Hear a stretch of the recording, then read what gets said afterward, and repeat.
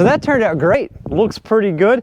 I found out that it was much easier to put the whole form up here, cut the angle of the bow into the form, then measure for the 2x6s and get them in that way. I wasn't fighting it quite as much. You may find this hard to believe. I haven't done a lot of concrete floor bows in a fake ship before, so it took a little bit of learning on that technique, but it worked out pretty well. We're coming over to here next. Now we're going to get to the whole point of the video in just a couple minutes, but I want to try to get this kind of started here.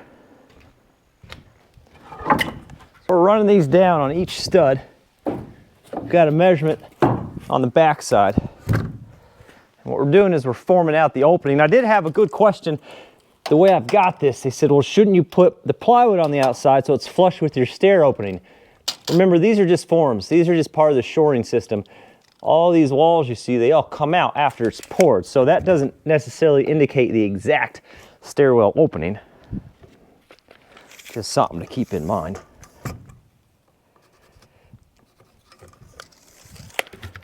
I'm just putting one screw in the top right now. It'd be easier to go around on the ladder. From the bottom side, I might even be able to reach it off the ground to put another one in the bottom.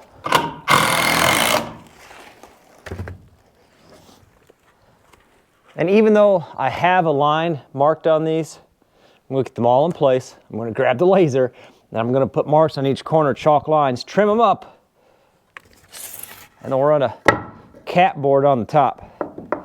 As you can see, there's a little bit of variance, which is probably in this shoring, and I want it to be as perfect as possible floor level wise around this stair opening.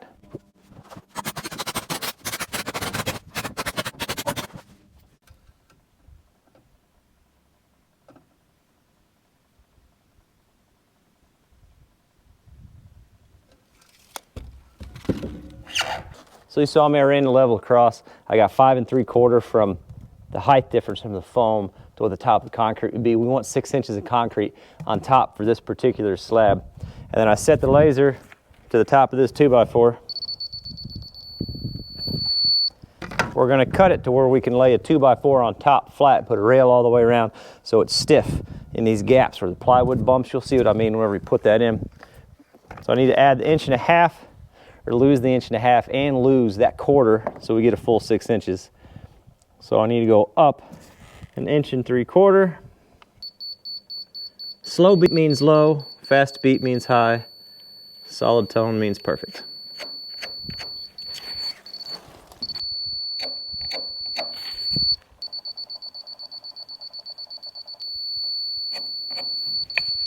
Wow.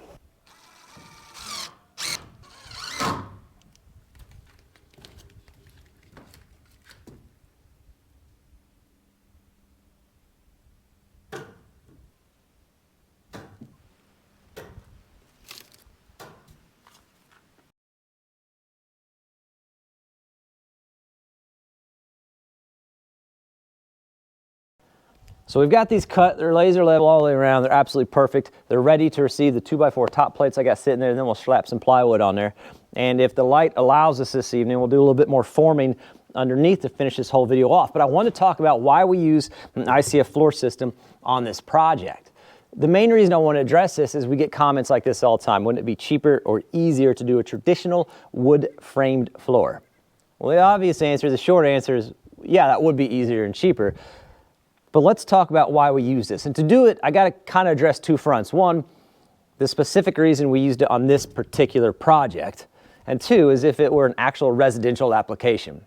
Now, honestly, if you want to see how it's used in a residential application, the best thing for you to do is go over and watch Jesse Mueller on YouTube. If you're not watching his build, you ought to be. The feller's got a heck of a project going on. He's doing a full ICF house.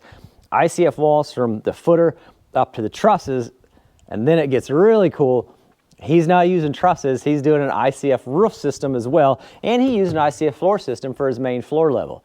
So you get a really good idea of it seeing it used in a residential system or application, and he's got a lot of good reasons of why he's doing it. So that'd probably be the best bet there. And tell Jesse I said, hey, he's got a really cool thing going on. And he's got some awesome reasons of why he's doing that, and explains it very well in his videos. But the short of it, it's the same thing that attracts everybody that builds ICF. It's incredibly energy efficient, and it's incredibly strong. I mean, let's look at what we're talking about here. We're talking about 6 inches of concrete reinforced on this particular wall the way I did it, with number 4 rebar on an 18-inch rebar grid inside that concrete. And then on his, he's going to have a concrete roof that covers his entire home. I mean, you're talking ICF walls, which is what we have at our home, and he's doing an ICF roof. You're not getting any safer or any more energy efficient than that. It's awesome, and I wish more people would build like that. So is it cheaper and easier to build with stick frame? Yeah, you bet, absolutely. But we're comparing apples to the whole dang orchard at this point. They're not even close to the same thing. Go price and tell me what it would cost to build a stick frame, 2x4, 2x6, 2x8, whatever you got to use, that's the same strength as a poured concrete wall, and that'll give you the same insulation factor as a concrete wall, and tell me what that cost comparison is. Build a stick frame house to the same specs as an ICF home, and tell me what the cost difference is. We're not even talking about the same thing, but we're getting ready to take a little bit of a turn here, and I really need you to stay focused and stay with me on this reasoning. We're talking about a residence in that application. This is a rental. And from here on up, we're going up with traditional stick frame building. And there's some reasons for that. So let's talk about the specific reasons we used it on this project. Obviously, we're building a themed cabin. And I've seen several boat style houses, but they look more like a house that I think that's shaped like a boat kind of a thing. I want this to look like a boat. People say, how'd they get that in the woods? So when it comes to a theme, sometimes you got to go the extra step to really sell it. Now on most boats, you have your outer hull, and then it steps in, which is exactly what we're doing. The walls for this upper section will be right in here. They're not going to be over this edge here. On the next video, which will be Sunday's video, we post every Thursday and Sunday, we're going to work on the form work on the outside. We're going to take some plywood, we're going to bend a radius out to here. Overhang's about 1 foot. Gives it a little bit of that flare that you sometimes see on the sides of boats. There's going to be a walkway all the way around the main level cabin. Here's a 3-foot mark. Here's 40 inches. We're going to have 3 foot around. That gives me a little bit for a railing on the outside and still give me 3 foot. This is the outside of the main cabin level wall. The walls will be inset, just like on a boat. So I had to find a way to do that that would keep maintenance down and not present me with any problems in the future. The best way I could think of was ICF floor system. That allows me to frame right off the concrete. Shouldn't have any water issues right here. It's either that or try to frame 2x10s across and try to have a waterproof membrane that covers the walkway all the way around. That just wouldn't make much sense, and I don't think would be very good for us in the long run. We'd have some issues. Not to mention that this whole section up here will be kind of an outdoor patio section on the bow. Concrete just kind of seemed like the best option. So in short, to make this comfortable for the guests and to absolutely nail the theme of a boat in the woods, this was the best fit for us. I'm using my ladder as a tripod, by the way, because it just seems to work best, honestly. Remember, cheap and easy isn't always the best way. In fact, I've found it typically ends up being more expensive in the long run. Let's get these top rails on.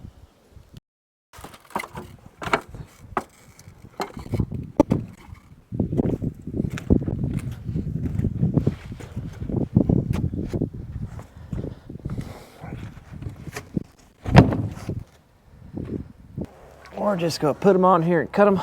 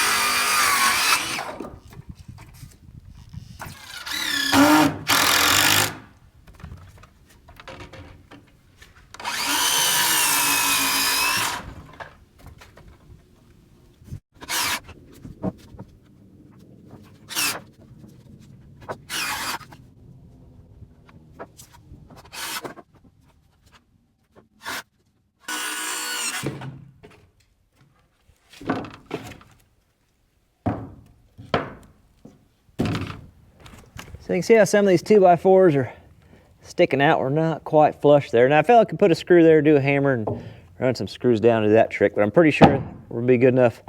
I can run this plywood in here and there, and that should pull our gap closed. Then we can screw the top all the way around.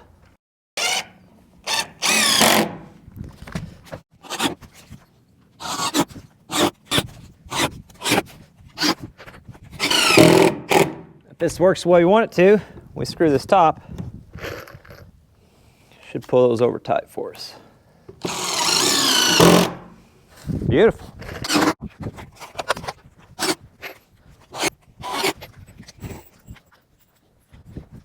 Then we can run right down the top.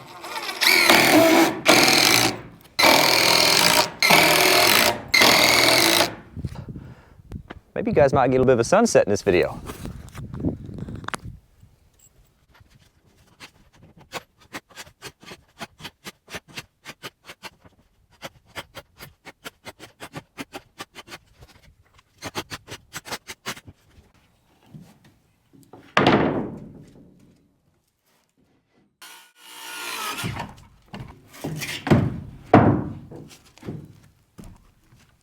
So that is done.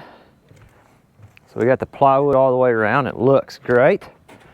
You can really start to envision what we're talking about when we say we're going to have a concrete beam running through here with some number 5 rebar on the bottom, probably 3 runs, and some number 5 rebar on the top. That's what we're looking like for the stair opening. Next step, I want to go ahead and start filling in these holes while we got just a little bit left.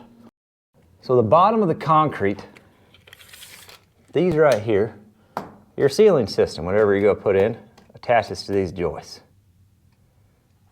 You can see we got this running flush with the bottom of that. Now if I were to put blocking right on top, that would bump me up 1.5 inches. But I want the bottom of the concrete flush with the bottom of this. The only exception there is going to be I am going to put a 1/2 inch layer of EPS there. That way there's a little bit of a barrier between the concrete and whatever ceiling we go with. The point I'm trying to make is I can't just slap something down on top of these because I'm going to be too tall. I'm just going to block on the bottom side and lay some pieces in, I think. Let's see if we can't throw the old ratchet strap on and pull it in place. It's not going to take a lot of effort, but it's a heck of a lot easier doing this than me trying to fight it and the impact driver at the same time.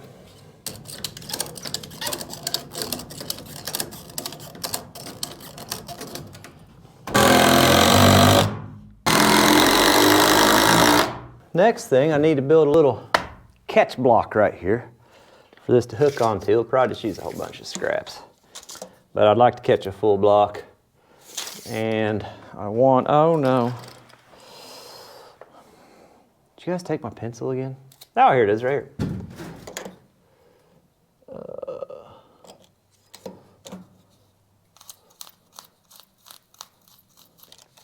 Okay.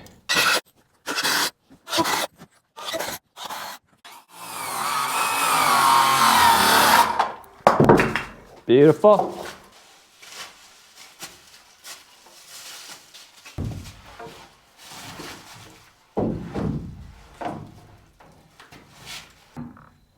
Yep.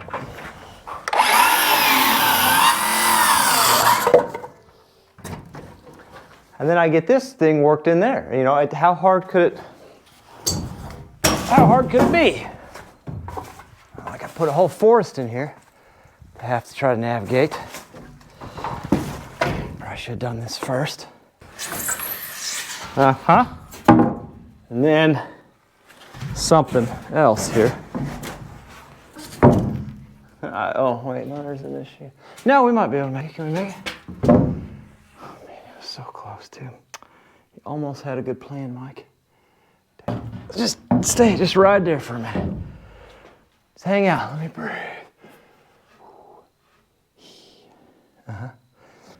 Ooh, I got an idea. Yeah, I got an idea, guys. I got one. Can you see anything? Just about got this one up in place. It would have been 10 times easier if I did this before I put all the framing in, but you know, here we are, huh? Can't complain about the destination if you're the one doing the driving.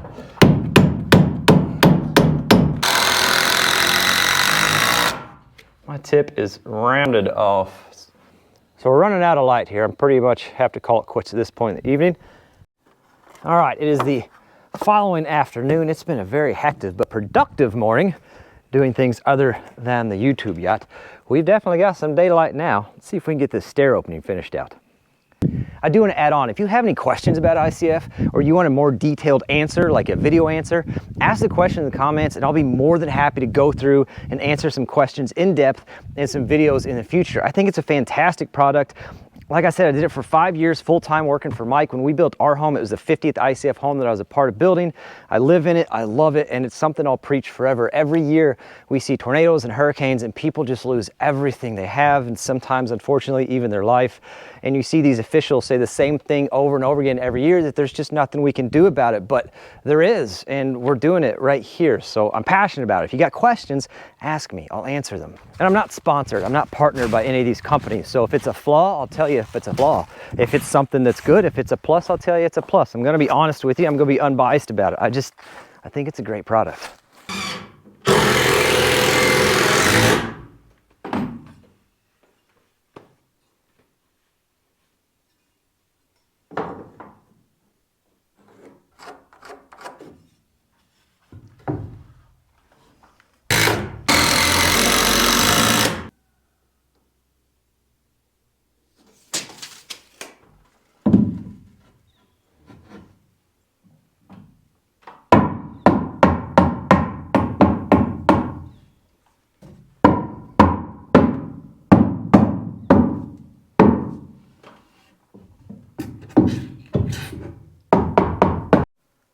So we got a double block or double support on both sides right there. Everything's kind of tied into the end so she can't slip out.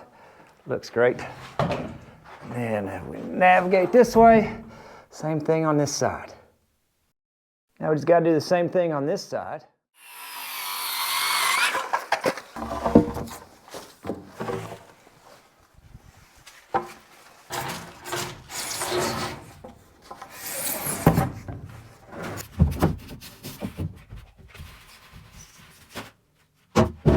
Definitely the easiest to wait until you get all the things in the way before you put the longest boards in. Highly recommend that technique. I do need to trim a couple things. Oh. Well, I gotta trim this out of the way because that board runs flush on the outside. Oh, did you lose your Sawzall, Mike? No. No. Unrelated, if anybody happens to remember the last project I used it on, that'd be nice.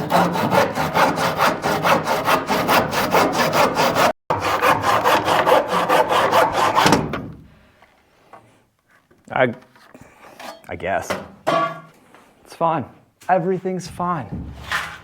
Okay. And somehow that fits beautifully.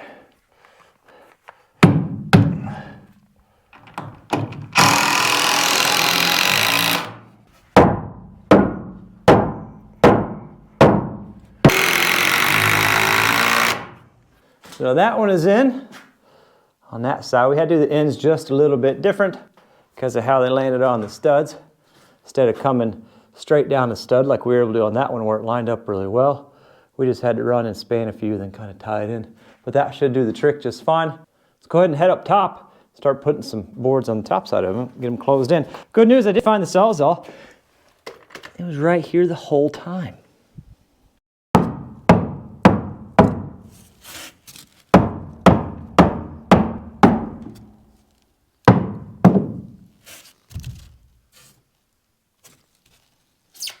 I think we'll pick up some 2x8. You can see with this 2x6, we still got a pretty good sized gap on this side, and we're not quite sliding over and hitting that yet. So we're a little bit wider than that 2x6. And this side lines up the best just with the way the wall worked out. This side, that 2x6 is all the way back here. So I think a 2x8 would fit us just a little bit better on how we got her formed up. Oh yeah. Yeah, that'll work a lot better. It's not like I'm pouring tomorrow. We got the time to get the material I want, so we don't have any issues. So I think I'm gonna hold off and wait for a 2x8 on those sections. Then I've got these 1/2 inch, maybe a little bit over 1/2 inch EPS panels. We'll rip those to the right width and set that down in there. Like I said, that way we'll have that barrier between whatever ceiling we use and the actual concrete, but I think that's gonna work really well. And then after the foam is in there, that will give us a 13-inch by 6-inch concrete beam. This seems like a good time to address this question. Somebody asked if the ICF floor system is strong enough to support a car. Keep in mind, the ICF floor system doesn't support anything. This is like any suspended concrete floor. It comes down to how the concrete and the rebar is designed. So if you've got a specific project, then you need to work with somebody for that specific project. Don't do something on your project just because you saw it on here, okay? That's the disclaimer. You got to get the specific designs for what you're working on. The answer, though, would be, yeah, probably. I mean, like I said, any other suspended floor system. I didn't really have a whole lot of time to work on this today. We got some cooler weather coming. So I got to get over to the house and get a duck house built for the ducks. No video on that, just something I got to get knocked out tonight. Next video, we're going to be right back on here. I was hoping to be back on the backhoe, but my pistons are, well, hold on, let me check. Apparently are still sitting in New York. They have been picked up by the carrier, but they have not moved for 2 days. So that's slightly concerning, but hopefully we'll have those in soon. We'll be back on the backhoe. But the next video, we're gonna be back on this, and we're gonna try to get the forming right here. This little curve. I got a plan. I'm not saying it's a good one, but I got a plan on how to do it. So that's what we're doing. Hopefully on Sunday. I definitely appreciate you guys watching. I appreciate all the support. We had a little bit of a scam attack in the comments, which I've been seeing on a lot of channels, and I had a lot of you guys report that spam for me, which truly helps. Listen, if you ever win anything, you're gonna hear about it in a video, and you're gonna reach out to me. That's how I do it. If I ever reach out to you saying you won something, it's not me. It'll have my logo. I promise you though, it's not me. I make you reach out to me. That way we know there's no scam involved. Anyway, I appreciate you guys watching, and I'll definitely catch you on the next one.